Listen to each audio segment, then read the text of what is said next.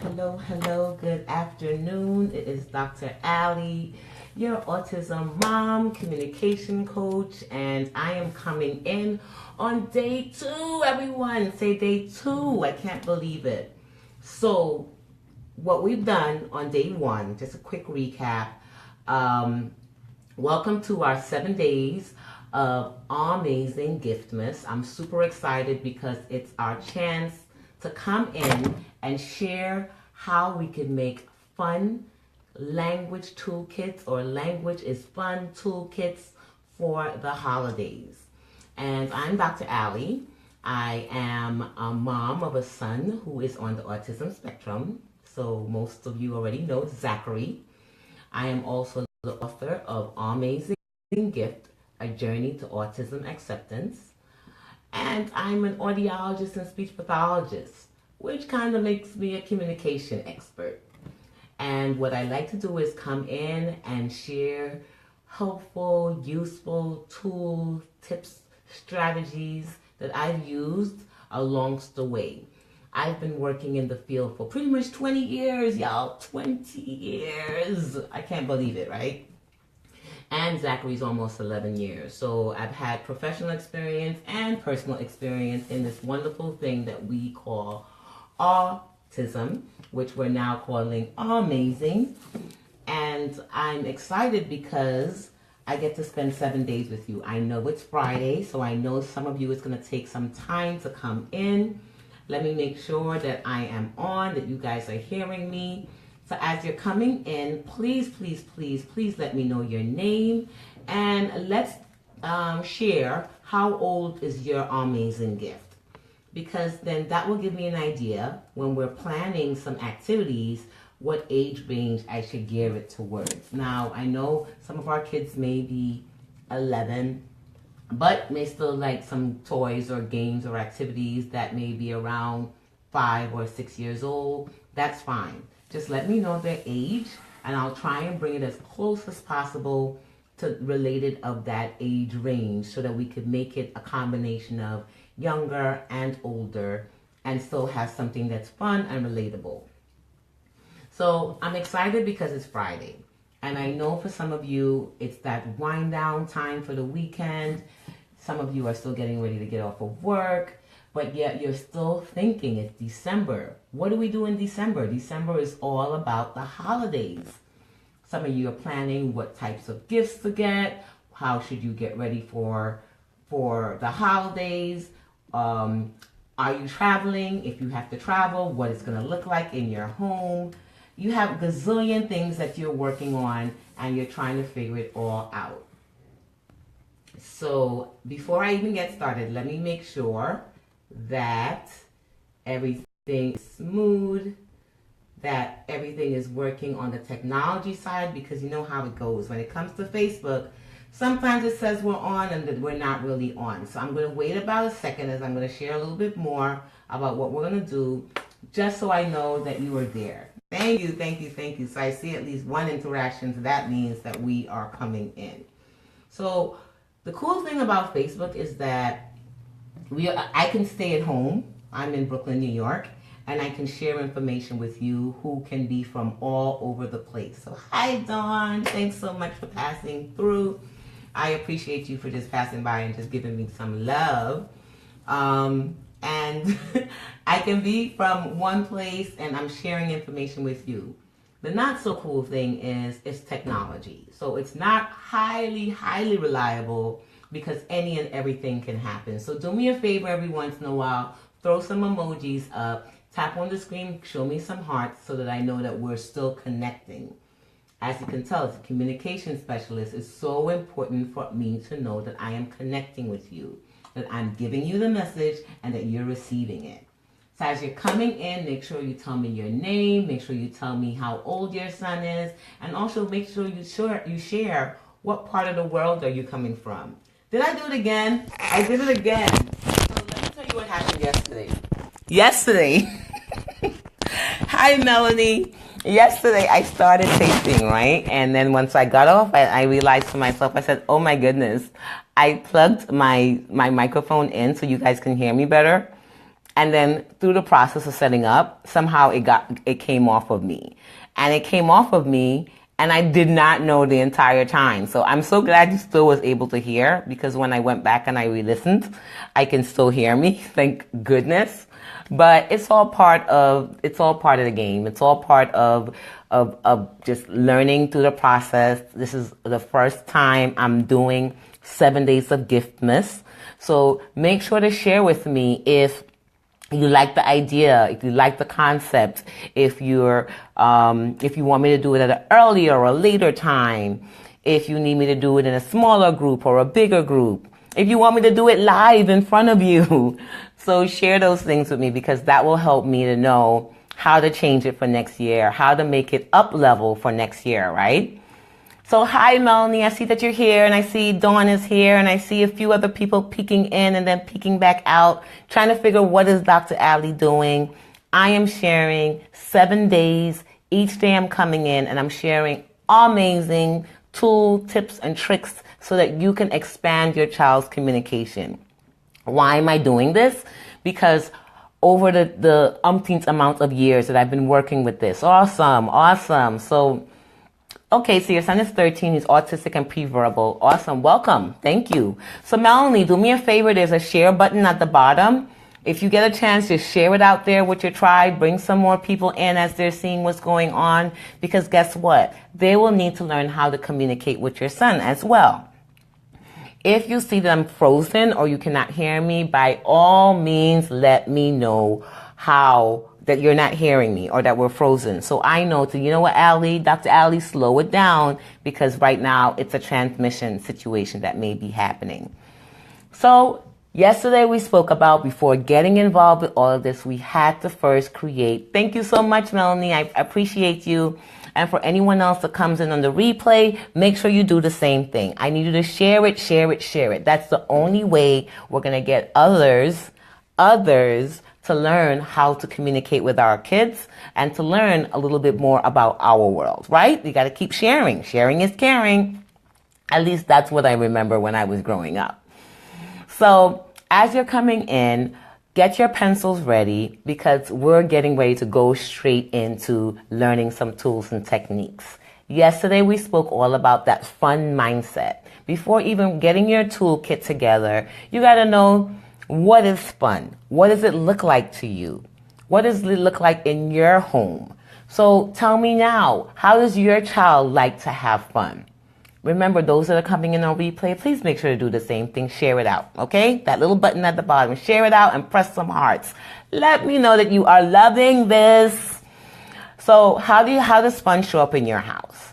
As for me, fun shows up in movement, in laughter, in trains. Oh my goodness, if there's trains and balls and music that's involved in it, that is fun in our home. Because Zachary loves trains. I love music. When he loves music also. He likes to sing but doesn't like to hear me sing. But I have to let him know, okay, mommy voice may not be that fantastic, but if you're going to sing, you also got to listen to mommy sing too. And we absolutely love to dance. Dancing is like the key in this house. Hence the reason why I showed the videotape of when Zachary is dancing. So before you get anything involved, you got to write down a few things of what does fun look like in your house. Once you know what fun looks like, then we can bring in the communication part with it. So an example is, since I said that Zachary loves music and he loves dance, how do you get communication? How do you expand communication when you're doing music and dance? Here are 3 simple tools, 3 simple tips with that. Here we go. Describe what's going on. So if hands are up and hands are down and you're moving one to the right and one to the left, then we just go hands up as we're doing it and hands down. So I'm going to do this in front of him. I'm holding his hands up. If he doesn't want to do it, we're going to do it together. We're having fun with it going up and we're having fun with it going down. So my son loves laughing, tickles, music, and spending time with his siblings. Perfect.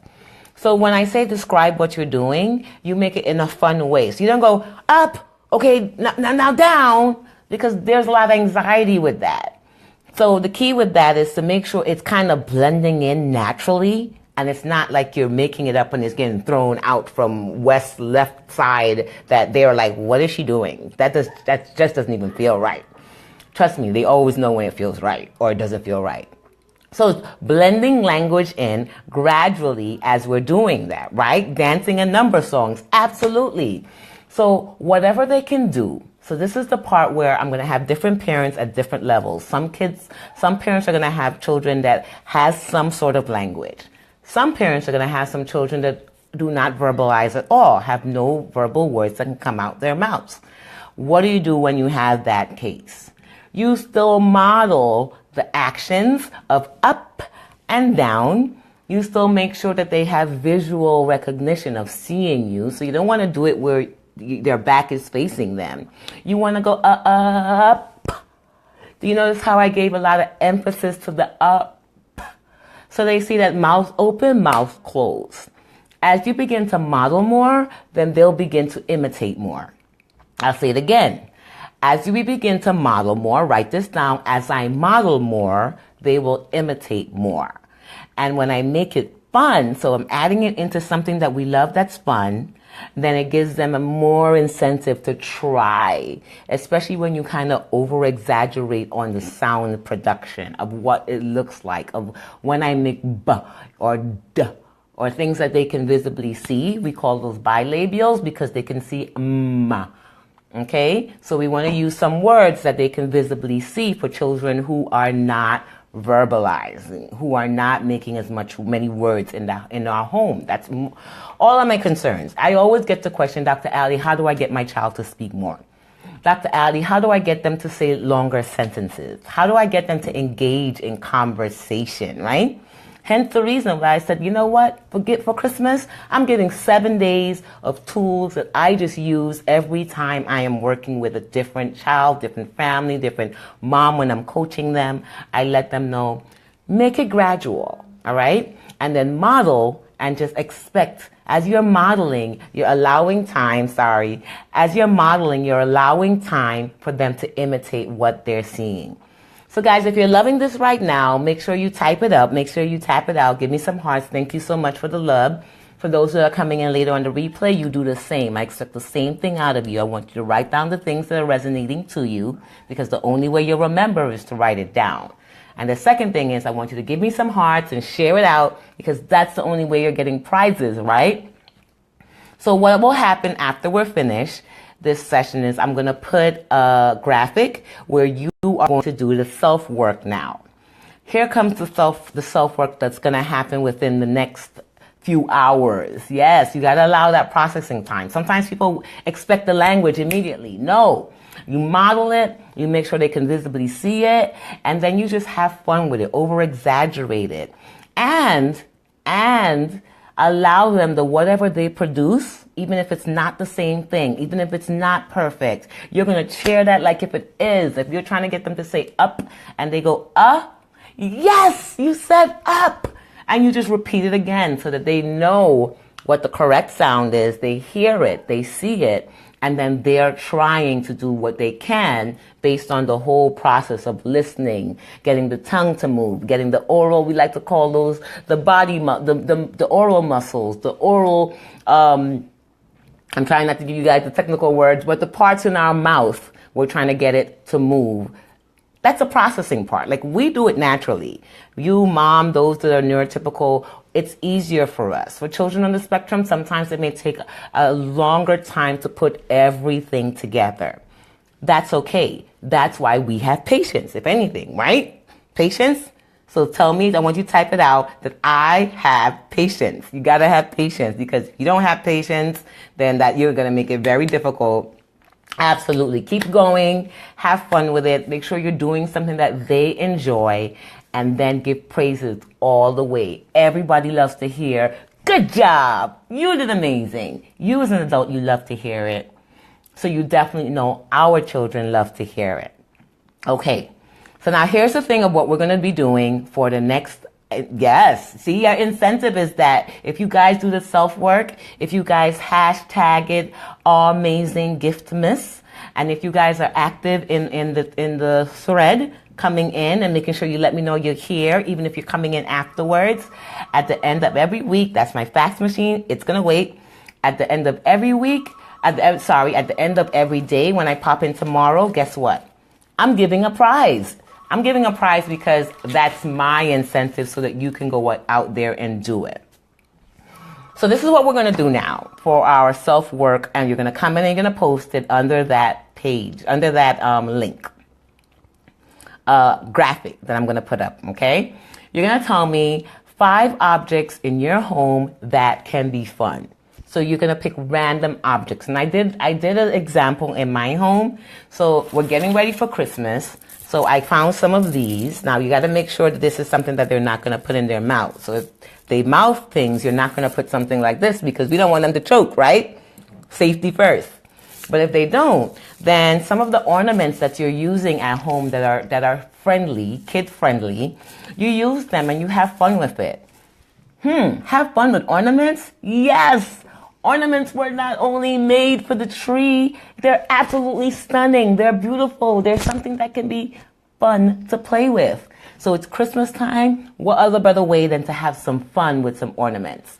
So here's one where you have a few of these chains that you can put together.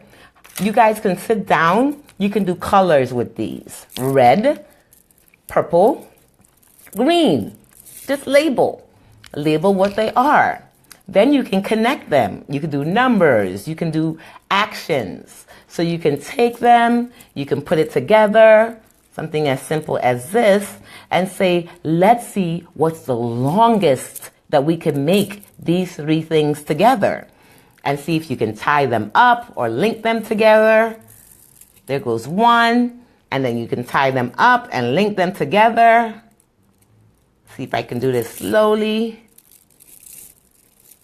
There goes 3, right? So I created a chain. I know it seems like this is not that big a deal to you, but guess what? Do it with a kid. It's exciting because you just created something that was not there before. That's the thing. We're forgetting that imagination takes us a far away. Yes, Melanie, silver beads, my son loves them. Absolutely. Most things that are shiny, trust me, many kids or many adults are like, wow.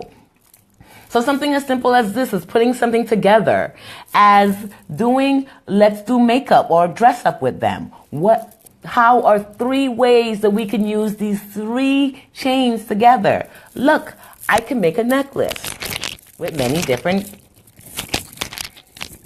there you go. I can make a cool necklace. Ta-da! Or I can do a headband. If it's a boy, I can make a cool headband. And you just wrap it up, put it around your head, oops, and you make a headband. Exactly, you learn social skills through play, and you have fun with it. Look, I can do a headband. What else can we do with 3 separate chains? I know, I can make a shoe, or I can make some socks, or I can make a belt. So here we go. We're using our imagination. We're putting something together. We're playing with it. We're learning language. Did someone say language? Where did that come from? Yes, language is included with that. That's why I say use simple stuff. We can make this not so complicated, guys. If you find 5 objects around the home, I want you to put it into that thread. As soon as I'm done, I'm going to set it up for us.